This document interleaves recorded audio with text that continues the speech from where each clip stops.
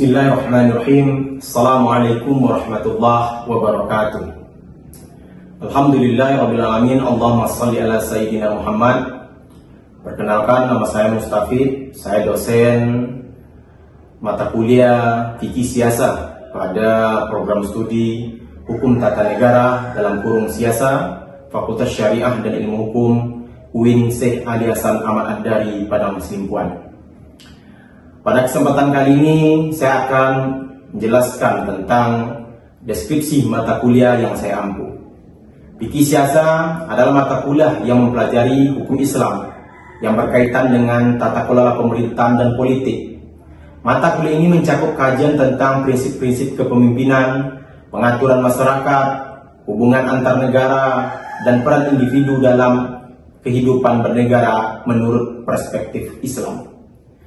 Topik yang dibahas meliputi definisi fikih siasa, nilai dasar fikih siasa, metode mempelajari fikih siasa, manfaat fikih siasa, dan hubungan dengan ilmu lain, nilai-nilai dasar fikih siasa, siasa dusturiyah, siasa dauliyah, siasa amaliyah, siasa syariah dalam perspektif sejarah, pemerintahan Islam pada masa Khulafaur Rasyidin, pemerintahan pasca Khulafaur Rasyidin, dan hifz al-ummah sebagai maqasid al-syariah.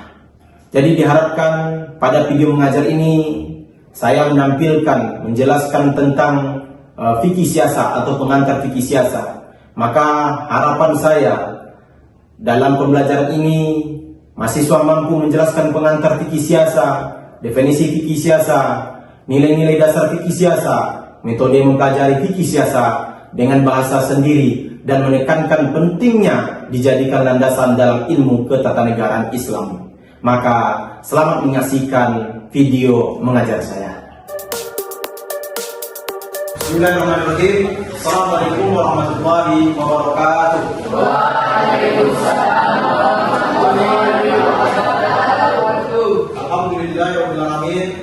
Wassalatu wassalamu ala asyrofil anbiya'i wal mursalin wa ala alihi wa sahbihi wa sallam ajma'in. Allahumma shalli ala sayyidina Muhammad wa ala ali sayyidina Muhammad. Apa kabar hari ini mahasiswa sekalian? Sehat? Sehat. Alhamdulillah, mudah-mudahan kita selalu diberi kesehatan oleh Allah Subhanahu wa taala. Amin. Ada yang tidak hadir pada hari ini? Apa teman? Ada yang tidak hadir? Semuanya hadir, Pak. Alhamdulillah. Jadi semua hadir ya. Baik, sebelum kita mulai pembelajaran hari ini, maka mari kita berdoa. Berdoa mulai.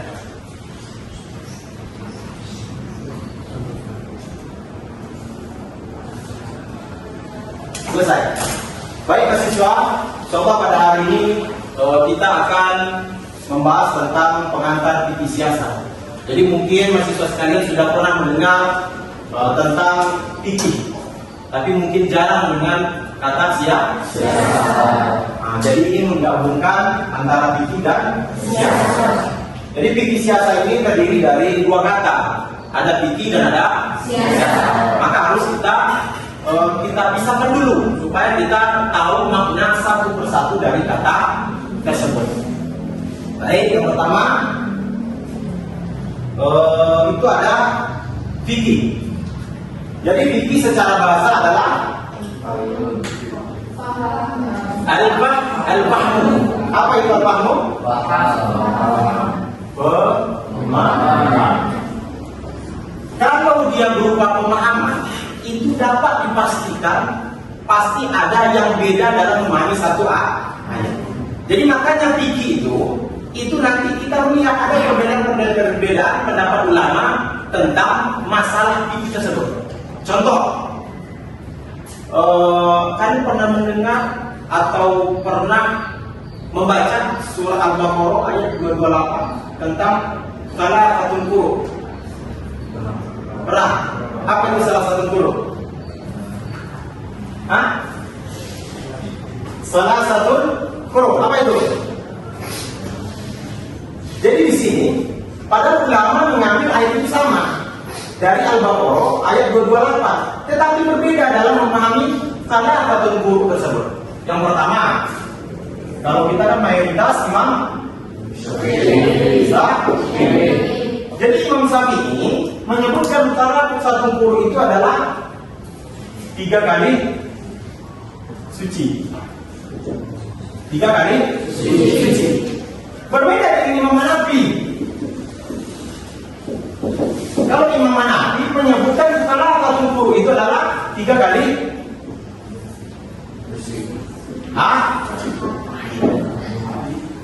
padahal mereka menetapkan, padahal Al-Quran menyebutkan salatatul wudu sama semuanya, tapi mereka berbeda dalam memahaminya. Itulah fikih, beda pemahaman. Tak masalah. Dan ini berdampak terhadap jumlah hari untuk ibadah tersebut. Ini kan ayat indah ini. Coba kita lihat satu persatu. Misal si Tini, namanya Tini, dia haid pada tanggal, biasanya perempuan itu haid berapa hari? 7 hari ya, kita puasa 1 minggu ya. Misal dia haid tanggal 23 sampai 30 Mei. Dia haid, kita buat sebentar ya. Berarti tanggal 1 sampai 3 tanggal 1 sampai 7, ini Juli ya, ini Juni, 1 Juli, 1 sampai 7 Juli dia haid. Kemudian tanggal 8 sampai 8 Juli 8 Juli sampai 8 Agustus dia suci itu sebulan ya? Sebulan kan? Nah, jadi sebulan suci. Jadi 9 Agustus sampai tanggal 7 berapa? 16 Agustus dia haid. Dan 17 Agustus sampai 17 September dia kita lihat ya. Kalau sempat kita menghitungkan memakai mazhab Imam Syafi'i, ketika Siti minta di haid di tanggal ini yang dipakai suci ya, berarti 1 kali suci, 2 kali suci, 3 kali suci. Berarti tanggal 18 September ini sudah bisa tapi kalau kita ambil mazhab Hanafi, ini belum selesai. Dia kan yang sini suci, yang itu kan bukan sucinya, haid. 1 kali haid, 2 kali haid, berarti isi tambah lagi 18 September, 18 sampai 7 berarti 25 ya, sampai 25 September haid. Berarti dia berarti 26 September baru bisa dia menikah. Beda tak waktunya sini. Nah, itulah namanya kalbah memahami. Jadi wajar berbeda. Jadi kita tuh kalau masalah fikih itu berbeda biasa. Dan tidak berkelahi gara-gara itu.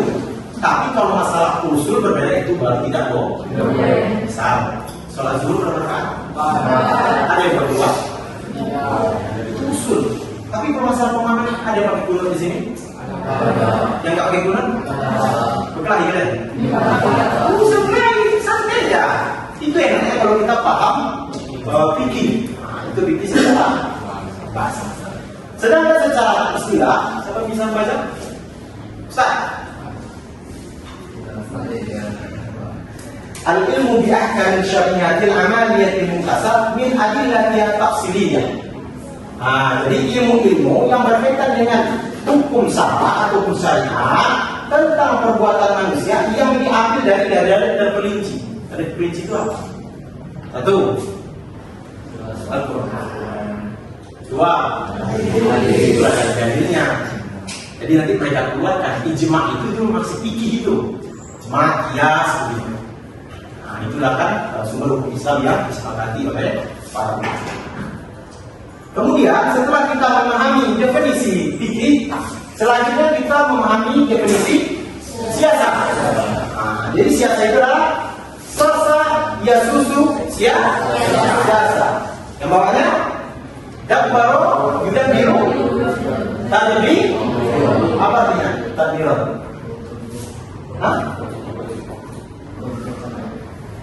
Ada lain? Pengelola. Jadi udah nampak kan? Siasa itu pengelola. Jadi ini secara istilah Tadbiru masoli al-ibadi ala waqal syar'i. Jadi ini pengelolaan negara yang berdasarkan ini harus ya, yang berdasarkan syariat Islam. Jadi apapun syariat Islam yang mengatur ke negara itu disebut dengan siasa. Nah, sekarang kita sudah paham apa itu makna fikih, apa itu makna siasa. Jadi kita lanjutkan. Nah, ini dia definisi fikih siasa menurut beberapa ulama. Ini dia. Amat tadi pengurusan kemaslahatan umat manusia sesuai dengan syariat. Ibnu Aqil, perbuatan yang membawa manusia lebih dekat pada kemaslahatan dan lebih jauh menghindari mafsadah, meskipun Rasul tidak menetapkannya dan wahyu tidak membimbingnya. Maksudnya ketika tidak ada dalil di situ, maka para ulama lah yang mengambil dalil tersebut. Tadi dalil terperinci tadi, mereka yang mengelola baik itu berbentuk ijtihad maupun qiyas dari para ulama. Ini kesejahteraan manusia dengan cara menunjukkan jalan yang benar, baik di dalam urusan dunia maupun akhirat. Jadi mengurus negara itu bukan hanya urusan dunia saja, karena akan diminta pertanggungjawaban akhirat dan dunia. Selanjutnya, menurut Bani Ahmad Saibati, ini ulama kontemporer sekarang, beliau menyebutkan bahwa pemahaman mendalam para ulama mujtahid mengenai kehidupan politik, yaitu berbangsa dan bernegara dalam kaitannya dengan pengaturan kepentingan masyarakat dan mengorganisasikan urusan umat yang sejalan dengan jiwa hukum Islam dan dasar-dasarnya yang universal untuk merealisasikan tujuan syariat Islam yang bersifat kemasyarakatan, yaitu memelihara umat. Yang memelihara umat. Jadi urusan umat itu merupakan urusan utama. Makanya para pemimpin-pemimpin dulu itu lebih mementingkan umatnya daripada diri sendiri. Banyak kita lihat pemimpin-pemimpin Islam yang memang mengetahui diri pribadi mereka tidak memiliki harta, tapi umatnya sangat sejahtera. Ini menurut saya pribadi mensiasati atau mengatur masyarakat atau umat untuk mendapatkan kesejahteraan hidup dan terhindar dari keburukan berdasarkan syariat Islam. Jadi intinya harus ada syariat Islam. Apapun yang diatur dalam negara ini berdasarkan syariat Islam, maka itu disebut dengan fikih siasa. Itu secara gampang. Jadi kami boleh mendefinisikan ini, boleh, asal unsur-unsurnya masuk. Itu syariat Islam, kemaslahatan umat, menghindari mudarat. Kalau itu masuk semua bisa kami mendefinisikan, walaupun kita belum dikategorikan sebagai ulama. Baik, selanjutnya yaitu nilai-nilai dasar fikih siasa atau apa namanya, dasar hukumnya atau tempat lahirnya fikih siasa. Ini dia, ini pasti kalian tahu kan? Ya jelas ini namanya Atiullah wa atiur Rasul. Ini kan ayat-ayat yang sering keluar ini kalau masalah pemimpin, taat kepada Allah, taat kepada Rasul, dan taat kepada pemimpin. Kedua, hadis Nabi apa itu? An Abi Hurairah qala Nabi sallallahu alaihi wasallam, "Idza kharaja thalathatun bis-salat fal yu'ammiru adam." Jadi apabila tiga orang berjalan, maka tunjuklah satu sebagai pemimpin. Ya ini la siyasatu illa jelas dia ini. La siyasatu illa mawaqifus syar'i.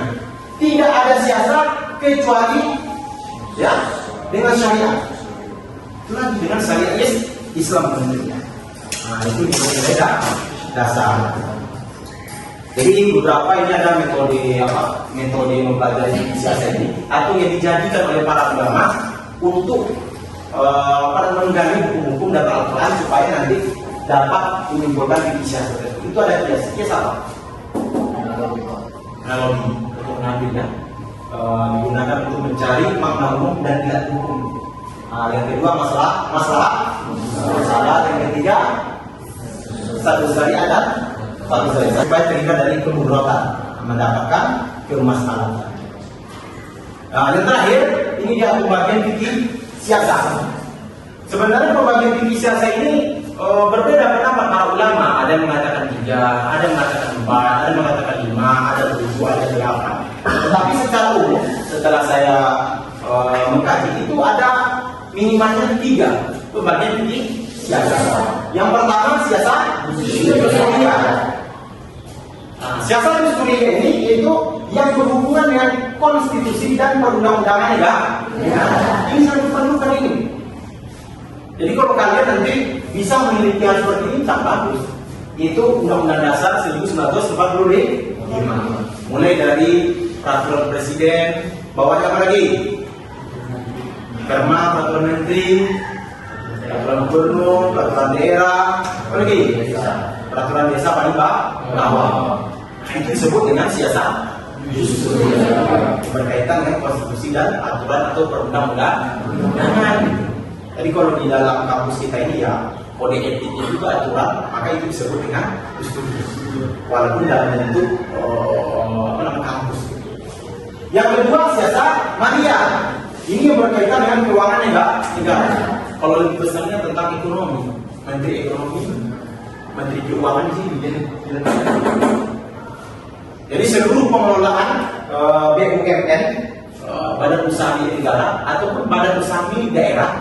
Kan kalau Bank Sumber itu kan pengelolaan BUMN gitu, badan usaha milik daerah gitu. Maka di sini dia saya sangat memilih. Dan sangat jarang mahasiswa kita memiliki hal seperti itu. Zakat juga seperti itu. Nah, bahkan ada ulama kontemporer yang mengkiaskan bahwasanya pajak itu merupakan dari zakat. Jadi maksudnya kalau kita sudah membayar pajak, ya zakat sudah kita berikan gitu. Nah, tapi itu ikhtilaf gitu. Ada juga berpendapat ya pajak dan zakat itu berbeda gitu. Nah, terserah kita mau mengambil. Yang ketiga siasat dauliyah. Ini hubungan antar negara atau hubungan internasional. Apa saja di dalam semua yang berhubungan negara, baik hubungan kita dengan negara luar gitu. Atau misalnya TKI kita yang ada di Malaysia, itu kan mereka ada perjanjian antara Indonesia dengan Malaysia gitu. Maksudnya kedauliyah atau misalnya pendidikan gitu. Kayak misalnya kalian nanti misalnya ada pertukaran pelajar ke Malaysia gitu, kan kalian dilindungi. Kalau tidak dilindungi, maka perjanjian-perjanjian antara dua belah negara tersebut itu disebut dengan wisatawan. Kalau kita pergi ke Malaysia atau ke Brunei, maka kita dilindungi secara undang-undang. Ada juga aturan di tempat tersebut melindungi kita, asal kita taat terhadap aturan. Kalau kita tidak taat terhadap aturan, maka mereka akan menangkap kita dan bisa dideportasi, dikeluarkan. Jadi seperti itu ya. Jadi demikianlah pertemuan kita untuk pengantar siasat, kemudian bisa memberikan manfaat kepada mahasiswa sekalian supaya nanti ketika sudah semester 7 bisa meneliti tentang siasat ini. Karena banyak perkembangan di siasat, apalagi berkaitan dengan di Indonesia. Baik, ada yang ingin kita diskusikan? Siapa yang bertanya? Silakan. Ya, saya. Indonesia bukan negara Islam tapi negara hukum. Terus apakah ada penerapan politik Islam atau fikih siasat di negara Indonesia? Baik, terima kasih. Siapa tadi namanya bertanya? Siti Nurhaliza, Pak. Siti Nurhaliza. Ini habis ya dari Malaysia sana.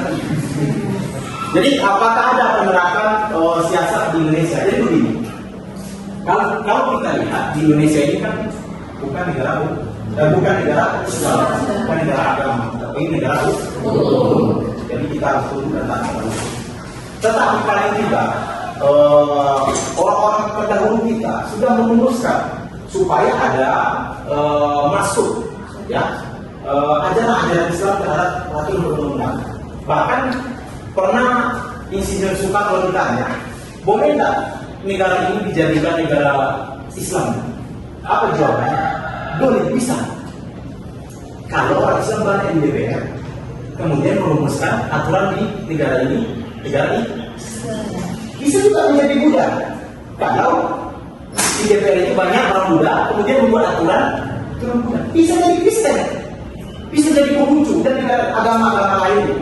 Nah, tapi untuk Islam yang paling mencolok, yang bisa dikaitkan kepada kisah itu ketika tahun 1974. Sudah dengar ya kan? Jadi itu dibentuknya Undang-Undang Nomor 1 Tahun 74 tentang apa? Ya, tentang apa? Undang-Undang Nomor 1 Tahun 74 tentang, kalau sudah kemudian nanti mau ngapain lagi? Setelah bekerja mau apa lagi? Menikah. Undang-Undang Nomor 1 Tahun 74 itu adalah tentang perkawinan. Itu kalau kita baca, kalau kita baca isi Undang-Undang Nomor 1 Tahun 74, itu semuanya aturan perkawinan dalam Islam. Tetapi di situ tidak disebutkan perkawinan Islam. Undang-Undang Nomor 1 Tahun 74 tentang perkawinan, tidak ada perkawinan Islam di bawah. Nah, di sini sudah lihat bahwasanya aturan undang-undang tentang perkawinan itu memakai ajaran Islam. Tapi secara tidak langsung atau bukan secara langsung, ajaran fikih siasat itu sudah masuk ke dalam kenegaraan kita Indonesia. Pak, Siti Nurhaliza. Baik, ada lagi yang mau bertanya? Oke, baik. Assalamualaikum warahmatullahi wabarakatuh. Sebelumnya perkenalkan, nama saya Akhir Siregar. Jadi dalam pembahasan kita kali ini saya ingin bertanya tentang siasat Dusturia.